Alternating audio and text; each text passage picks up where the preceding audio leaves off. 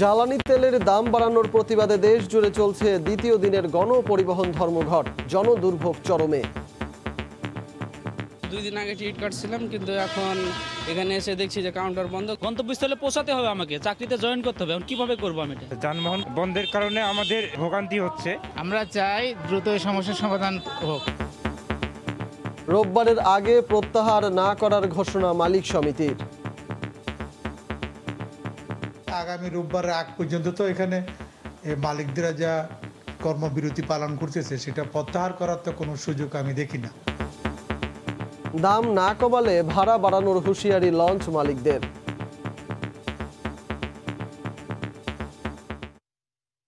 দেখছিলেন প্রধান শিরোনাম সকালের সময়, সঙ্গে আছি আমি সজল মিত্র রিচার্ড। এবার অন্যান্য শীর্ষ সংবাদ। প্রান্তিক জনগোষ্ঠীকে করোনা টিকার আওতায় আনতে আজ থেকে 7 দিন কমিউনিটি ক্লিনিকে চলবে গণটিকাদান। দেয়া হবে সিনোফার্মের ভ্যাকসিন। দেয়ালে টাঙানো ছবির পেছনে গোপন জায়গায় রাখা হতো মাদক।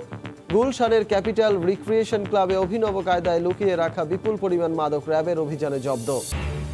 হত দরিদ্রদের টার্গেট করে 10,000 টাকায় বাড়ি দেয়া সহ নানা লোভনীয় অফার হাতিয়ে নিয়েছে লাখ লাখ টাকা।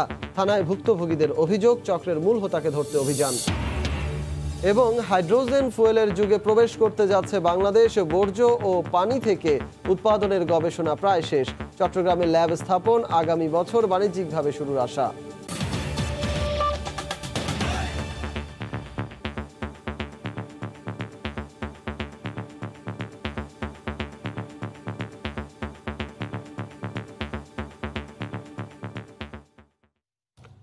জ্বালানি তেলের মূল্যবৃদ্ধির প্রতিবাদে দ্বিতীয় দিনের মতো সারা দেশে চলছে সব ধরনের গণপরিবহন ও পণ্য পরিবহন ধর্মঘট। এতে চরম ভোগান্তিতে পড়েছেন সাধারণ মানুষ। এই মুহূর্তে চট্টগ্রামের বাস টার্মিনালে আছেন আমাদের সহকর্মী ফেরদৌস লিপি এবং খুলনার সোনাডাঙ্গা বাস টার্মিনালে আছেন আমাদের আরেক সহকর্মী আব্দুল্লাহ আল মামুন। বিস্তারিত জানতে সরাসরি চলে যাব তাদের কাছে। প্রথমে যাচ্ছি লিপির কাছে। লিপি, সকাল থেকে কিন্তু চট্টগ্রামে দ্বিতীয় দিনের মতো পরিবহন ধর্মঘট চলছে। দূরপাল্লার বাস বন্ধ রয়েছে যেগুলো পণ্য পরিবহনও বন্ধ আছে। এবং আজকে কিন্তু আপনি জানেন যে শনিবার, সে কারণে স্কুল, কলেজ এবং বেশ কিছু গার্মেন্টস এবং বেসরকারি অফিস কিন্তু খোলা। এবং এই যে অফিস খোলা, সে কারণে কিন্তু বেশ দুর্ভোগে পড়তে হচ্ছে যাত্রীদের। গতকাল শুক্রবার থাকাতে অনেকটা কম ছিল। যে অফিস খোলা, সে কারণে কিন্তু বেশ দুর্ভোগে পড়তে হচ্ছে যাত্রীদের। গতকাল শুক্রবার থাকাতে যে দুর্ভোগটা অনেকটা কম ছিল। এবং আমরা সকালে যখন টার্মিনালে আসছি তখন দেখছি যে অনেক যাত্রী কিন্তু এই টার্মিনালে এসেছেন এবং তারা মনে করেছেন হয়তো আজকে ধর্মঘট উইথড্র হয়ে যাবে, সেই কারণে কিন্তু তারা এখানে এসেছেন। কিন্তু এখানে গাড়ি না চলার কারণে কিন্তু ফেরত যেতে হয়েছে। এবং এছাড়া সকালে কিন্তু আমরা যে চট্টগ্রামের ব্যস্ততম এলাকা, বিশেষ করে আগ্রাবাদ, ইপিজেড এলাকায় দেখেছি প্রচুর গার্মেন্টস কর্মী কিন্তু দাঁড়িয়ে আছে গাড়ির জন্য, এবং গাড়ি না পাওয়ার কারণে তাদের চরম দুর্ভোগ। এবং শেষ পর্যন্ত তারা কিন্তু সিএনজি, অটোরিকশা প্রায় 2 গুণ 3 গুণ ভাড়া দিয়ে অফিসে যেতে বাধ্য হচ্ছে। এবং তারা বলছেন যে আসলে সরকারের উচিত দ্রুত এই সমস্যার সমাধান করা। এবং এখানে যারা শ্রমিকরা আছে তাদের সাথে আমরা কথা বলেছি, তারা বলছেন যে মালিক পক্ষ থেকে এখনও কোনো ধরনের নির্দেশনা আসেনি গাড়ি বের করা, এই কারণে তারা গাড়ি বের করছে না। এবং এই টার্মিনালে কিন্তু যে বাস শ্রমিকরা কিন্তু অবস্থান নিয়েছেন, তারা কিন্তু যারা গাড়ি বের করতে চায় তাদেরকেও গাড়ি বের করতে দেওয়া হচ্ছে না। এবং তারা বলছে যে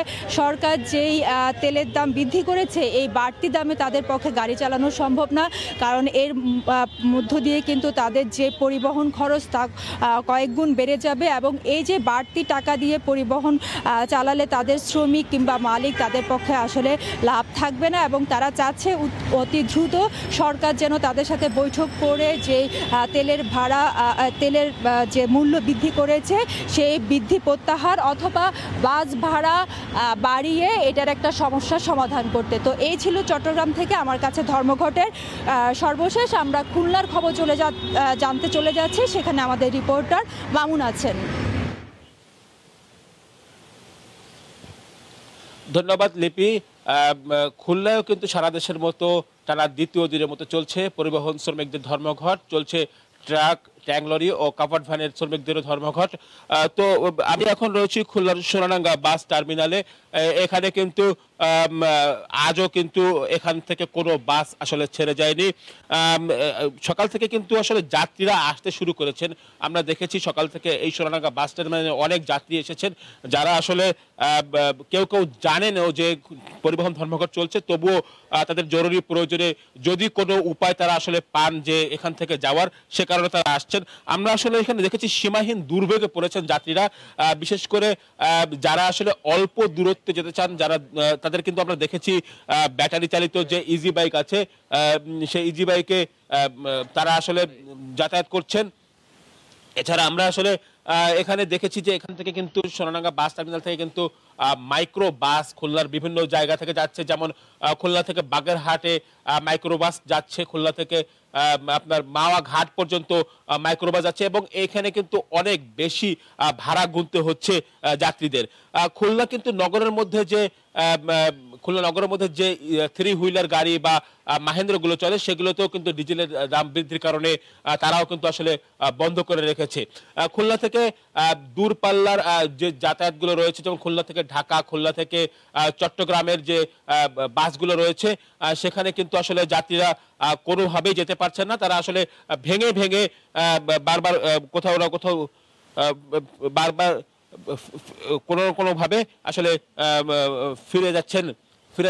এছাড়া প্রভাব পড়েছে কিন্তু ডিজেলের দামের প্রভাব পড়েছে কিন্তু খুলনা রেলের উপরও।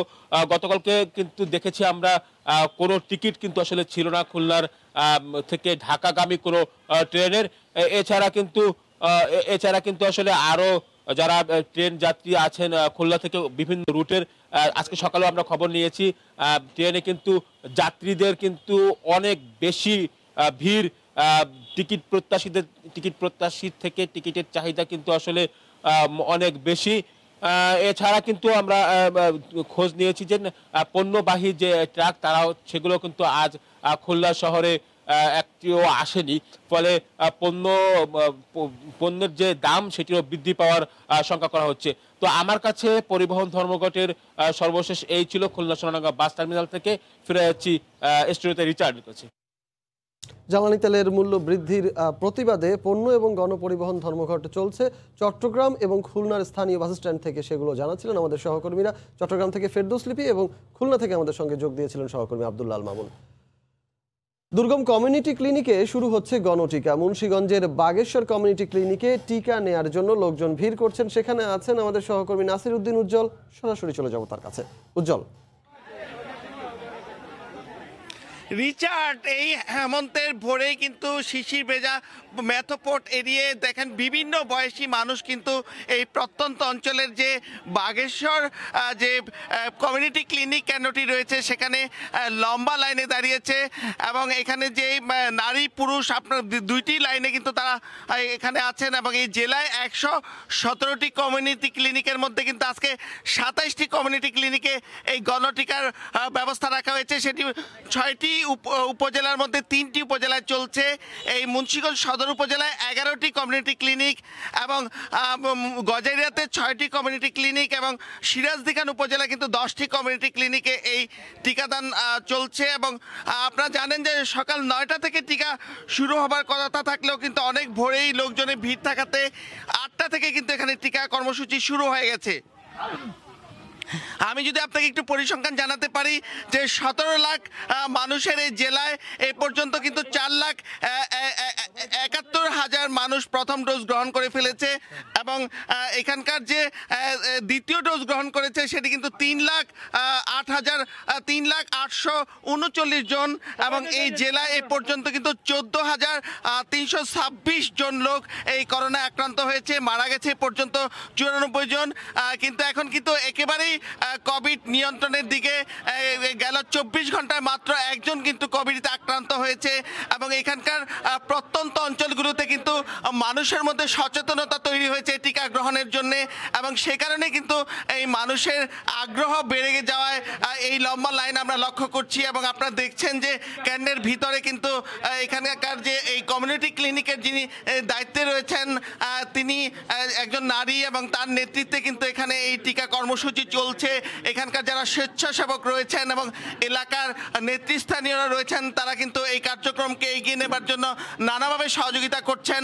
এবং এই পরিস্থিতি দেখে মনে হচ্ছে যে এখানকার যে একটা উৎসব মুখর পরিবেশ এবং এই টিকা পরিস্থিতিটি যে এই স্বাভাবিক রাখবার জন্য এবং এখানে মানুষ যাতে টিকা পেতে পারে সেই ব্যাপারগুলোর পাশাপাশি এখানে কিন্তু প্রতিটি কেন্দ্রে কিন্তু 500 করে টিকা আজকে দেওয়া হবে। সেভাবে কিন্তু গোটা জেলায় আজকে 13,500 লোককে টিকা দেওয়া হবে এবং এভাবে কিন্তু চলবে 11 তারিখ পর্যন্ত। এইভাবেই পুরো জেলার যে 117টি কেন্দ্র আছে সব জায়গায় কিন্তু এই টিকা প্রয়োগ করা হবে। এই ছিল মুন্সিগঞ্জের এই কমিউনিটি ক্লিনিকের গণটিকার সবশেষ। রিচার্ড, মুন্সিগঞ্জে গণটিকা কার্যক্রমের সবশেষ খবরাখবর জানাতে আমাদের সঙ্গে যোগ দিয়েছিলেন সহকর্মী নাসির উদ্দিন উজ্জ্বল। সকালের সময় আরও থাকছেন। একটু গণবেগার শিখতে পারলেই সে মিস্ত্রি, আর অনেকে আছে মনে করেন জাহাজ কোনো রকম একটু চালাইতে পারে হেও সুকানি। নদীপথে আতঙ্ক, 7,000 অবৈধ বালখেট। অদক্ষ চালকের কারণে প্রায়ই ঘটে দুর্ঘটনা, ঝড়ে প্রাণ। বালু ব্যবসায়ীদের দৌরাত্মে আনা যাচ্ছে না নিয়ন্ত্রণ। গুলশানের ক্যাপিটাল রিক্রিয়েশন ক্লাবে অভিযান চালিয়ে বিপুল পরিমাণ মাদক জব্দ করেছে র্যাব। গতকাল রাতে গোয়েন্দা তথ্যের ভিত্তিতে অভিযানটি পরিচালনা করা হয়। এ সময় ক্লাবের অনুষ্ঠানের স্টেজ থেকে শুরু করে দেয়াল চিত্রের পেছনে অভিনব কায়দায় লুকিয়ে রাখা মাদক জব্দ করা হয়। ক্লাবটির পরিচালনা পর্ষদের বিরুদ্ধে আইনি ব্যবস্থা নেওয়া হবে বলে জানিয়েছে র্যাব 1। হলরুমে অনুষ্ঠানের জন্য তৈরি করা হয়েছে বড়সড় একটি স্টেজ। কার্পেট সরিয়ে স্টেজের ওপরের অংশ ভেঙে ফেলার পর দেখা যায় বিপুল পরিমাণ মাদক মজুদ রাখা হয়েছে সেখানে। শুক্রবার রাতে গুলশানের দ্য ক্যাপিটাল রিক্রিয়েশন ক্লাবে র্যাবের অভিযানে এমন সব অভিনব পদ্ধতিতে লুকিয়ে রাখা বিপুল পরিমাণ অবৈধ মাদক উদ্ধার হয়। দোতলা থেকে 3 তলায় ওঠার সিঁড়ির পাশে একটি পোর্ট্রেটের আড়ালেও মেলে এমন আরেকটি গোপন জায়গা। পোর্ট্রেট নামিয়ে দেয়ালের মাঝে থাকা দরজা ভাঙতেই চোখে পড়ে সব বিদেশি মদের বোতল। এছাড়াও ওই ক্লাবের নির্মাণাধীন বাথরুমের ওপর স্টোর বানিয়ে লুকিয়ে রাখা হয় মাদক। র্যাব জানায় ওই ক্লাবে একটি অনুমোদিত বার ছিল, তবে লাইসেন্সের চেয়ে অনেক বেশি পরিমাণে মাদক মজুদ রাখা হয়েছিল ক্লাবটির ভেতরে। সেখান থেকে দেশি বিদেশি 1100 বোতলের বেশি অবৈধ মাদক জব্দ করা হয়। আমাদের কাছে গোপন তথ্য ছিল যে অনুমোদিত স্টকের অনেক বেশি পরিমাণে এখানে বিদেশি লিকার এবং বিয়ার মজুদ করে রাখা আছে, এবং পরবর্তীতে আমরা অভিযান পরিচালনা করি। কোনো ক্লাবে 400 বোতল মদ, বিদেশি মদ এবং 700 বোতলের ওপরে 700 ক্যানের উপরে বিয়ার অনুমোদন থাকার কথা না। এ বিষয়ে ক্লাবটির পরিচালনা পর্ষদের বিরুদ্ধে মামলা করা হবে বলেও জানায় র্যাব। এর আগে 2014 সালে একই ক্লাবে অভিযান চালিয়ে কোটি টাকার বেশি মূল্যের অবৈধ মদ জব্দ করে আইন শৃঙ্খলা বাহিনী। তাজওয়ার মাহমিদ, সময় সংবাদ, ঢাকা। টি-20 বিশ্বকাপের প্রতিটি ভেন্যুতে দর্শকদের জন্য বিনোদনের নানা আয়োজন করেছে আইসিসি। অফিসিয়াল শপ থেকে সমর্থকরা কিনতে পারবেন প্রিয় দলের জার্সি সহ নানা সুভিনিয়ার। খেলার পাশাপাশি এই আয়োজন সমানভাবে উপভোগ করছেন সমর্থকরা। আবুধাবি থেকে সুমন সরকারের ক্যামেরায় সাজিদ মুস্তাহিদের রিপোর্ট। মরুর দেশ মেতেছে ক্রিকেট উৎসবে। আরব আমিরাতের 3 ভেন্যু সেজেছে নতুন রূপে। বিশ্বকাপের উন্মাদনা স্থানীয়দের মধ্যে নেই বললেই চলে, তবে অংশগ্রহণকারী দেশগুলোর সমর্থকদের জন্য বিশ্বকাপ উপভোগের সব ব্যবস্থা করে রেখেছে আয়োজকরা। বিশ্বকাপ উপলক্ষে স্টেডিয়ামের বাইরে আকর্ষণীয় সব আয়োজন আইসিসির। আছে ফ্যান জোন, প্রিয় দলের জার্সি ক্যাপসহ নানা সুভেনির আইসিসির অফিসিয়াল স্টোর থেকে সংগ্রহ করতে পারবেন সমর্থকরা। আইসিসি স্টোরে পাওয়া যাচ্ছে 9টি পণ্য। জার্সি ক্যাপ ছাড়াও যেখানে আছে চাবির ring, water bottle, fridge magnet. বিশ্বকাপ অভিজ্ঞতা সমর্থকরা যেন দীর্ঘদিন রোমন্থন করতে পারেন তার সবই আছে আইসিসির অফিসিয়াল মার্চেন্ডাইজ স্টোরে। বিশ্বকাপে যেসব দেশ অংশ নিচ্ছে সব দলের জার্সি আমাদের স্টোরে পাওয়া যায়। দর্শকদের কাছ থেকে ভালোই সাড়া পাচ্ছি। দক্ষিণ আফ্রিকা আর অস্ট্রেলিয়ার সমর্থকরাই বেশি জার্সি কিনছেন। মাঠে প্রিয় দল হারলে মন খারাপ হবে, তবে স্টেডিয়ামের বাইরে এসে মন ভালো করতে পারবেন সমর্থকরা।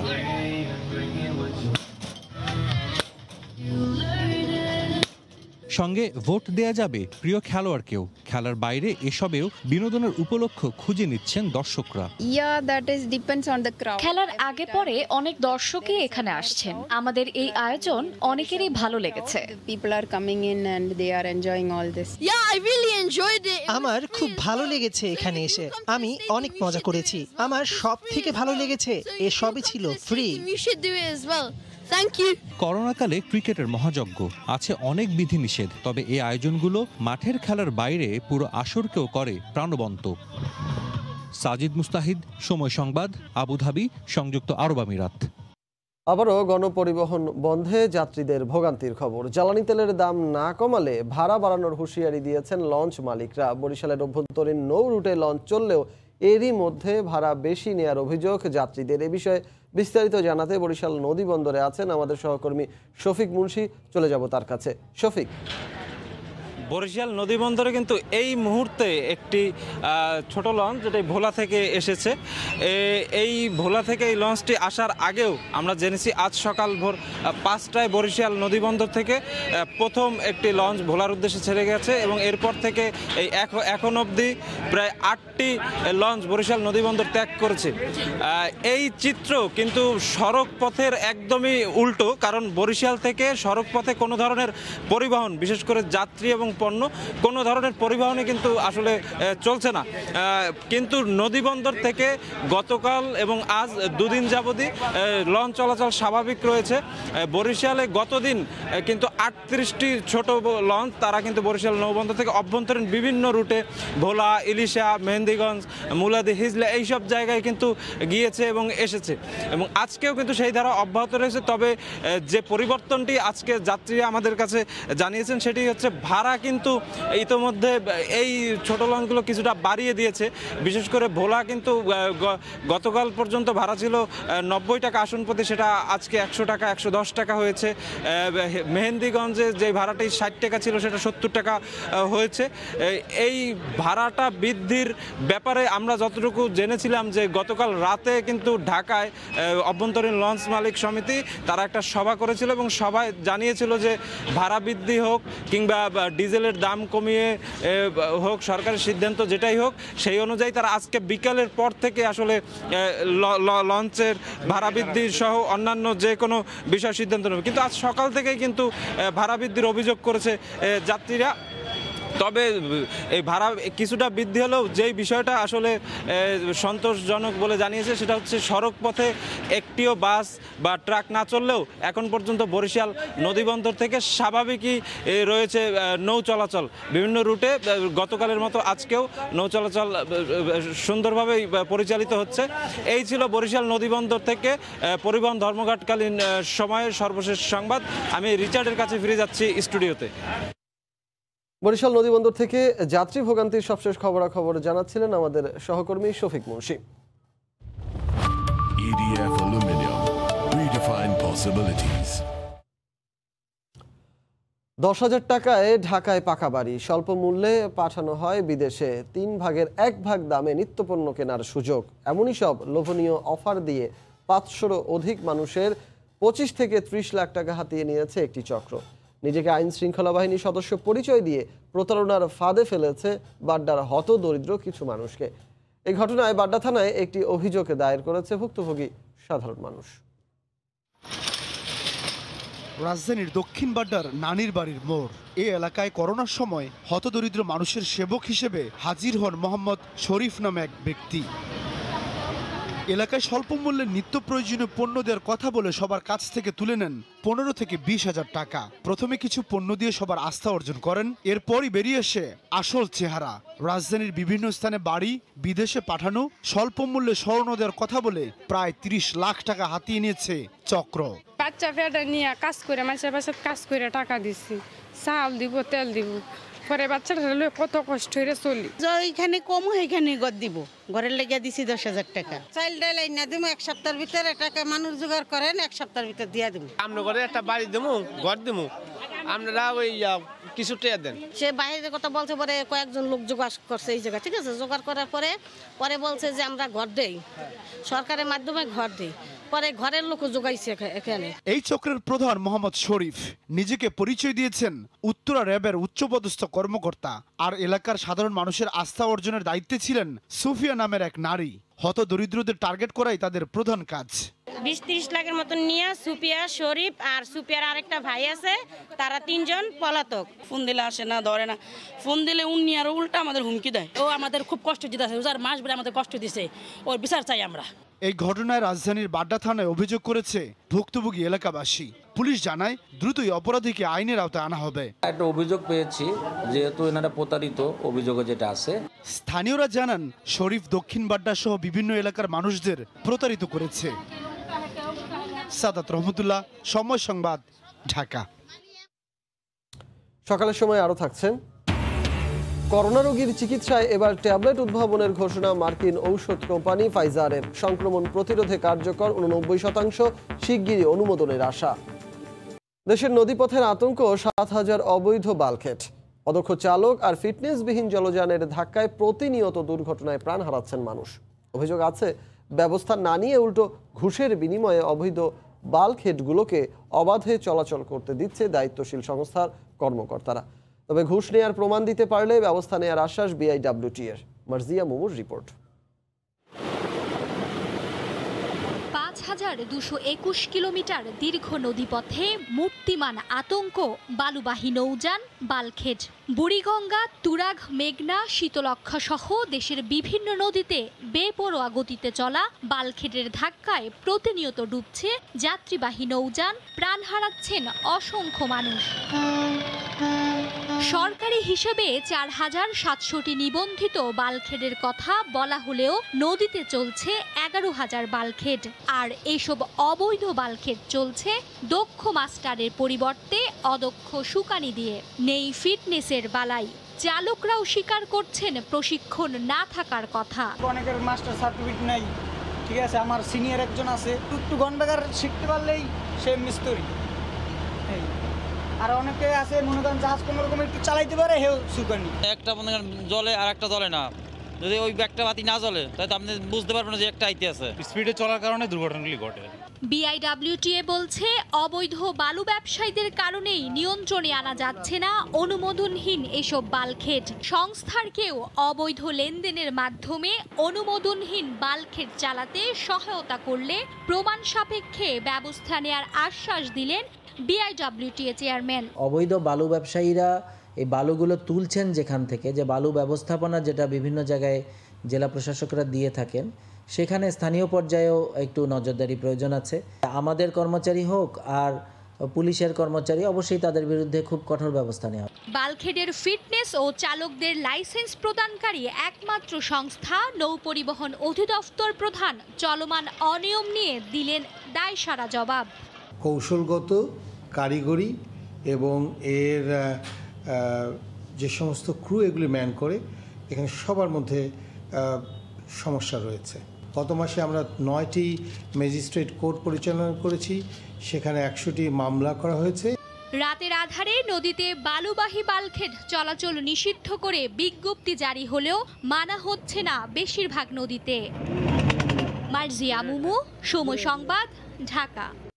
জীবাশ্ম জ্বালানির পরিবর্তে নবায়নযোগ্য জ্বালানি ব্যবহারে বিশ্বের উন্নত অনেক দেশকে পেছনে ফেলে হাইড্রোজেন ফুয়েল যুগে প্রবেশ করতে যাচ্ছে বাংলাদেশ।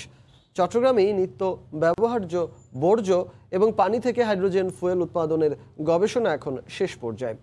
এজন্য জাপান থেকে নিয়ে আসা হয়েছে বিশেষ গাড়ি। আগামী বছরই হাইড্রোজেন ফুয়েলের বাণিজ্যিক উৎপাদন শুরু হবে বলে জানালেন বিজ্ঞান ও প্রযুক্তি মন্ত্রী। আশরাফুল আলম মামুনের ক্যামেরায় কমলদের রিপোর্ট। বাংলাদেশ সরকারের বিশেষ অনুমতি নিয়ে জাপান সরকারের সহযোগিতায় গত মাসে চট্টগ্রামে আনা হয়েছে হাইড্রোজেন ফুয়েল চালিত এই গাড়িটি। এই গাড়ি সামনে রেখে চলছে হাইড্রোজেন ফুয়েল উৎপাদনের চূড়ান্ত প্রস্তুতি। তৈরি করা হয়েছে বিশেষ ল্যাব, স্থাপন করা হয়েছে অত্যাধুনিক সব যন্ত্রপাতি। এই হাইড্রোজেন একটি বিকল্প জ্বালানি হিসাবে আমাদের সে পরিপূরক জ্বালানি হিসেবে কাজ করবে এবং সেক্ষেত্রে বাংলাদেশ বড় ধরনের একটা জ্বালানি পাওয়ার সুযোগ রাখে। বাংলাদেশ শিল্প ও বিজ্ঞান গবেষণাগারে 2018 সাল থেকে শুরু হয় হাইড্রোজেন ফুয়েল উৎপাদন ও গবেষণা সংক্রান্ত এই প্রকল্পের কাজ। এরই অংশ হিসেবে প্রথম পর্যায়ে নিত্য ব্যবহার্য বর্জ্য থেকে হাইড্রোজেন ফুয়েল উৎপাদন করা হচ্ছে। আগামী বছরেই পানি থেকে উৎপাদন করা হবে হাইড্রোজেন ফুয়েল। সেখান থেকে উৎপাদিত ফুয়েল সরবরাহ করা হবে বিভিন্ন যানবাহনে। দৈনিক বর্জ্য এবং বায়োমাস থেকে আমরা এবং পানি থেকে আমরা এই হাইড্রোজেনটা তৈরি করব এবং এই হাইড্রোজেনটা মজুত করে পরবর্তীতে গাড়ি এবং অন্যান্য স্টেশনারি ফুয়েলের জন্য আমরা এটা ব্যবহার করব। সাধারণত 1 লিটার পেট্রোলে মাত্র 10 থেকে 15 কিলোমিটার যাতায়াত করা যায়। এক্ষেত্রে 1 কেজি হাইড্রোজেন ফুয়েলে 100 থেকে 130 কিলোমিটার পর্যন্ত অতিক্রম করা যাবে। খোদ বিজ্ঞান ও প্রযুক্তি মন্ত্রী নিজেই চড়ে দেখলেন হাইড্রোজেন ফুয়েল চালিত গাড়ির কার্যকারিতা। পানি থেকে মানে হাইড্রোজেন আর অক্সিজেন আলাদা করে আমরা এটাকে হয়তো ফুয়েলটা এখান থেকে নিতে পারবো আর কি, বলে কষ্ট অনেক কমে যাবে। বাংলাদেশে পেট্রোল, ডিজেল, অকটেন, হাইব্রিড এবং ইলেকট্রিক চালিত গাড়ি ব্যবহার হচ্ছে। এইসব গাড়িতে জীবাশ্ম জ্বালানি ব্যবহারের কারণে পরিবেশ দূষণের মাত্রা ভয়াবহ। তবে হাইড্রোজেন ফুয়েল চালিত যানবাহন হবে একেবারেই পরিবেশ উপযোগী। জ্বালানি হিসেবে ব্যবহারের জন্য হাইড্রোজেন ফুয়েল নিয়ে বিশ্বের হাতে গোনা যে কটি দেশ গবেষণা করছে, বাংলাদেশ তার অন্যতম। সব কিছু ঠিক থাকলে আগামী বছরই হাইড্রোজেন ফুয়েল বাণিজ্যিকভাবে বাজারজাত করা হবে। আর বাংলাদেশের জ্বালানি ইতিহাসে অন্যতম অংশ হয়ে থাকবে জাপান থেকে আনা এই গাড়িটি। কমল দে, সময় সংবাদ, চট্টগ্রাম। মানিকগঞ্জের পাটুরিয়ায় উল্টে যাওয়া ফেরি উদ্ধারে কাজ করছে 2টি বার্স ক্রেন। চট্টগ্রাম থেকে ঘটনাস্থলে পৌঁছানোর কথা রয়েছে আরও 4টি বার্স ক্রেনের। বিস্তারিত জানাতে এই মুহূর্তে মানিকগঞ্জের পাটুরিয়া 5 নম্বর ঘাটে আছেন আমাদের সহকর্মী মোহাম্মদ ইউসুফ আলী। সরাসরি চলে যাব তার কাছে। ইউসুফ, এই যে আজকে 11 দিন তো অতিবাহিত হচ্ছে, সেই ক্ষেত্রে কিন্তু যে কাজগুলো হয়েছে সেগুলো প্রাথমিক কাজ প্রায় শেষ হয়ে গেছে। 2টি যে বাস্কেট এসেছে তাও কিন্তু উদ্ধারে কাজ করছে এবং কি সেই ক্ষেত্রে যে অন্যান্য যে ক্রেনগুলো রয়েছে সেই ক্রেনগুলো কিন্তু পথে রয়েছে। মানিকগঞ্জের নিকটবর্তী জায়গায় আরো 2টি ক্রেন এসেছে বলে আমরা জানতে পেরেছি। এই মুহূর্তে কিন্তু এই যে নতুন গত রাতে এসেছে ডিবি মুস্তা 1, সেই ক্রেন বা বাস ক্রেনটি কিন্তু উদ্ধার কাজ শুরু করেছে এবং ক্রেনটা একদম তলিয়ে এই ফেরি আমানত সারটা নিচে দেওয়ার চেষ্টা করছে। ইতিমধ্যে কিন্তু আজকে যে মূল কর্মযজ্ঞ করার জন্য কিন্তু হামজা এবং রোস্তমকে 5 নম্বর ঘাট থেকে দূরে সরিয়ে নেওয়া হচ্ছে এবং পল্টনকেও কিন্তু সরানোর জন্য আসলে চেষ্টা করা হচ্ছে। সেই ক্ষেত্রে এখানকার যে বিআইডব্লিউটিএ-টিসির যে রেকার রয়েছে সেই রেকার দিয়ে কিন্তু সেই পল্টনকে সরানো হচ্ছে।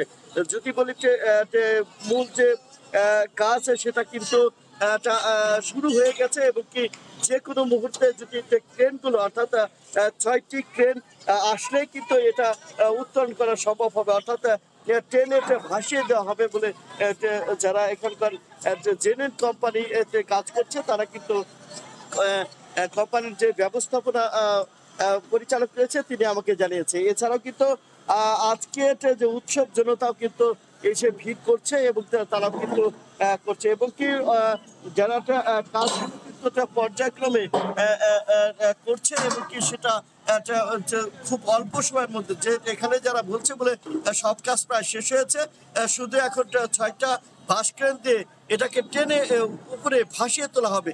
সেই কাজটি কিন্তু খুব অল্প সময় লাগবে, অর্থাৎ আধা ঘন্টার মধ্যে কিন্তু এইটা শেষ করা মানে উঠিয়ে ভাসিয়ে তোলা যাবে। তবে সেটা ট্রেন আসায় না আসাতে কিন্তু সেই কাজটা করা যাচ্ছে না। এই ছিল আমার কাছে ঘাট থেকে সর্বশেষ অবস্থা আমানত শাহ ফেরি উদ্ধারের। করোনা ভাইরাসে আক্রান্ত রোগীদের চিকিৎসায় এবার এমন এক ট্যাবলেট নিয়ে এলো মার্কিন ফার্মাসিউটিক্যালস কোম্পানি ফাইজার, যা 89% পর্যন্ত কার্যকর। গুরুতর রোগীদের হাসপাতালে ভর্তি বা মৃত্যু ঠেকাতে এটি সক্ষম বলে দাবি করেছে সংস্থাটি।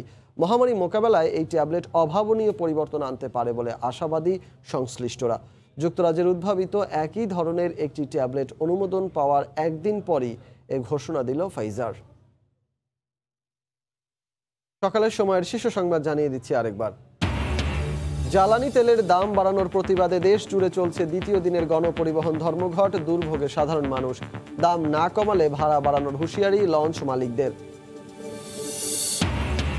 প্রান্তিক জনগোষ্ঠীকে করোনা টিকার আওতায় আনতে আজ থেকে 7 দিন কমিউনিটি ক্লিনিকে চলবে গণটিকাদান। দেয়া হবে সিনোফার্মের ভ্যাকসিন।